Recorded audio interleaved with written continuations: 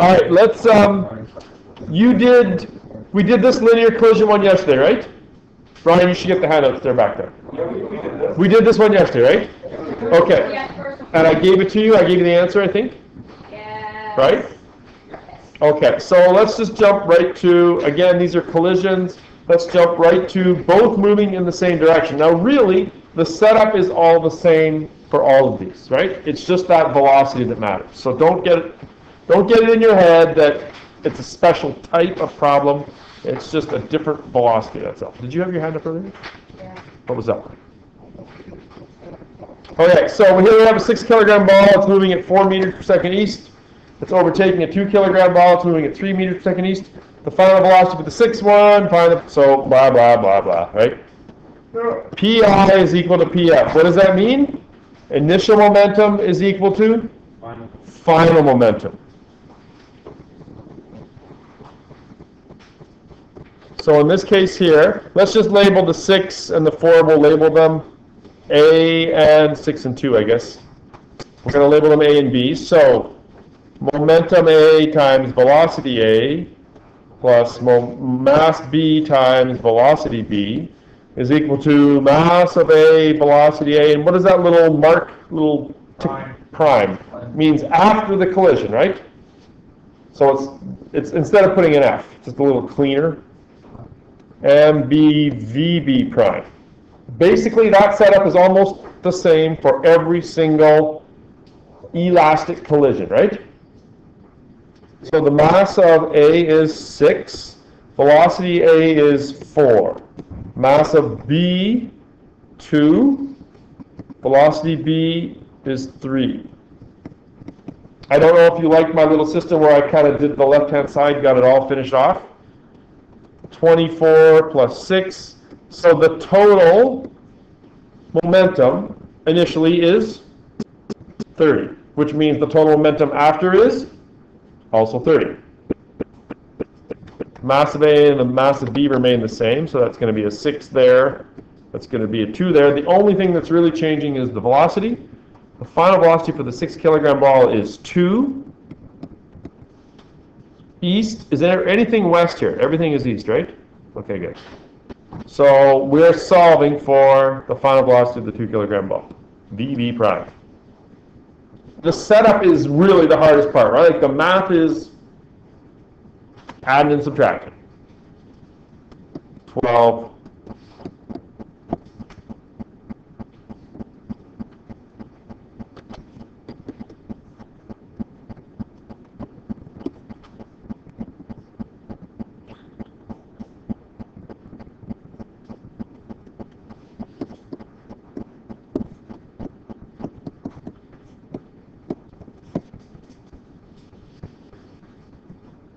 Is that easy? Cue sound effect.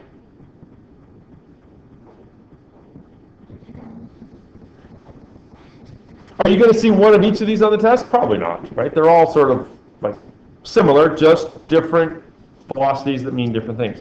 In that last one there, they're moving in opposite directions. So that means you've got likely A going this way, B going this way. The velocity here is going to be negative, right? Why don't you try that one while I go do my attendance, and then I'll show it to you. Give it a whirl. Well, I got an answer of minus 3 meters per second.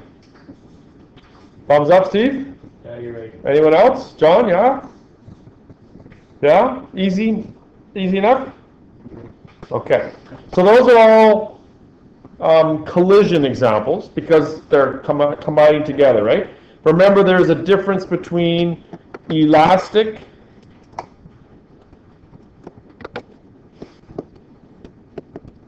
they bounce, and inelastic, they stick together, right? And I did a couple examples yesterday of inelastic ones.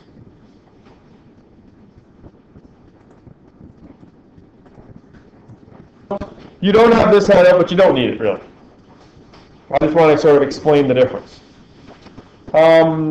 Common examples of the conservation of momentum center around two or more objects colliding in the absence of external forces. Another twist on the example of a collision would be the idea of a reverse collision, which is an explosion. If you video an explosion and play it backwards, it looks like a collision. Likewise, if you videotape a collision and play it backwards, it resembles an explosion. If we look at the case of a cannon being fired, we find there is a force of gunpowder exploding, creating a force of the cannon, pushing on the cannonball, and the cannonball pushing back on the gun. These two forces are equal in size, but opposite in direction.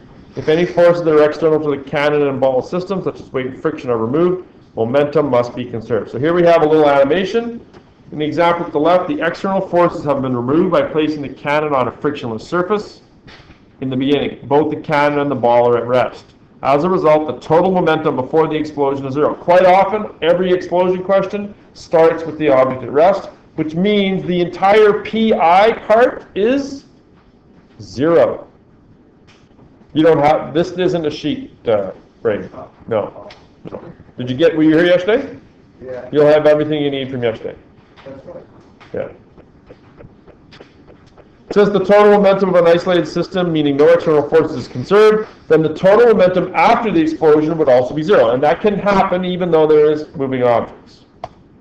Mathematically, it would look like this. This funny looking symbol right here, I don't know if you've ever seen it in math, and I can't draw it very well. It's usually just hand drawn like this. Anyone know what that is? One of those things. No, you're in the right language. Alpha. Sigma. It is the Greek letter sigma. I think that's the uppercase. If I'm not mistaken, the lowercase looks like that. It's unbelievable the stupid things that I know. Can I just see the chart descriptor? Yeah, Thank you. yeah. Just bring them back, that's all. Yeah. If you go on and take any stats next year in university, you will be more than familiar with the Greek alphabet. They love the Greek letters. And sigma means sum. In other words, add them all up. So the sum of all the momentums before is equal to the sum of all the momentums after. So here we have momentum cannon plus momentum ball is equal to momentum cannon prime plus momentum ball prime. You'll notice that everything over here is a big fat zero. And over here we've got minus 200 and plus 200 or zero. Hey, Mr. Schmidt. You will notice that the cannon has a new velocity that is in the opposite direction of the velocity of the cannonball. Remember, momentum is conserved, not velocity. I was going to highlight this for you, but you don't have this, do you? How about we go right to the example? We'll skip. We'll just skip. A firecracker is sitting on a tabletop. It explodes into two pieces, 100 grams, 200 grams. You should have this sheet somewhere. You do have it? Should be on the back. Excellent. After the explosion, the first piece moves to the left at minus 1.2. How fast does the second piece move? I'm going to start this exactly the same way. Pi is equal to Pf. I like to start it in the middle of the page because it gets wider, right? What is the initial momentum at the start? That's easy. Do I need to write all that other stuff? I sort of screwed up. I shouldn't put it in the middle, should I? How do you want to label it now? What would you do? I'm going to write M1, V1, or A and B is fine too, right? They call them piece 1 and piece 2.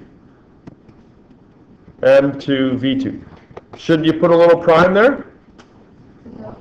Yes. Probably. It's after the collision. Although really we only use it to keep the two separate, and there's nothing on the left anyway, so, but it's not a terrible idea. Mass of the first piece is 100 grams. Should it be in kilograms? Yeah. Probably.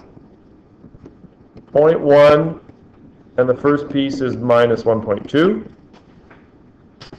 M2 is 0.2, and we're solving for that one there, right? I think we don't even need a bracket. So V2 prime. Hey, doesn't this look kind of easy now?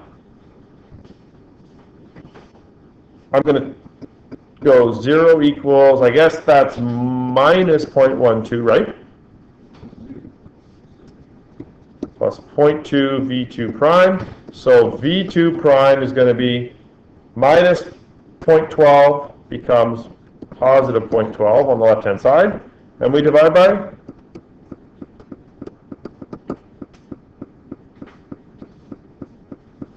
What's that gonna be? 0.6.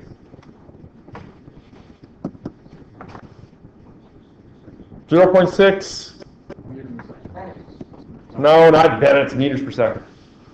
Does that make sense? If it's sitting here in one piece, and then the one on the left goes this way, shouldn't the one on the right go that way? Right?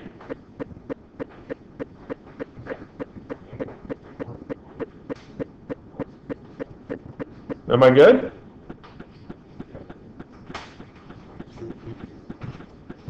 I will tell you what's different about number 2. It's already in kilograms. It's already in kilograms. P1 is 0. P1 is not 0 because it's already moving. So what's going to be different? You're just going to have stuff over here on the left, that's all, right? Yeah. But, hold on, is it going to be like M1V1 plus M2V2? Why not? Because it's all in one piece, so it's going to be a single, right? A single 6 kilogram one, right? Try it and see. You know what that means? In here. There's the setup, the help. PI is equal to PF. Why is it just a single thing over here? Because it's a single piece, right? A collision, or sorry, an explosion is really the opposite of a inelastic collision, right? Just the two sides are just flipped. That's all it is. So I got 6 times 4. Mass is 6. Speed is 4. I have 24 Bennett's of momentum on the left-hand side. I don't know if that's right. I don't think I can say that. Kilogram meters per second. Mass 1 is 2 times the velocity of 8, and that's positive, I guess. How do I know what mass 2 is? I have to subtract. Do I need to show that? I think we can all do 6 minus 2 in our heads. Come up with 4, I hope. V2 prime. 16.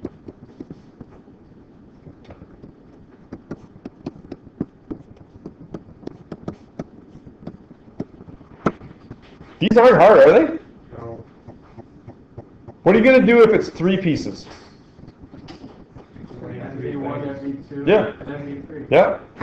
Although, if it's... But how do you do initial and final? So what would it be, like the final, like if it's both in the 3? Yeah. Oh, okay. Yeah.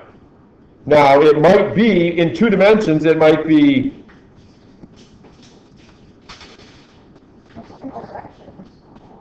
In fact, those are the easy ones. Yeah. That sounds difficult. I remember that vector golf assignment. Those are worth assignment. You actually can use a paper and. Yeah, those were the good old easy days, Zach. You can zip through that in no time Oh now. no, I did terrible on Sad. Vector golf is difficult. Okay, I'm done. You have, I think, a couple sheets from yesterday with problems on it. If it's 2 dimensions, skip it. We'll deal with 2 dimensions on Monday. Have a great weekend. How many more weekends you guys got? How many more days of high school do you guys have left? 6. 5 classes of high school. Is it really next weekend, Greg? No, exams after that. 2 weeks, right? Yeah.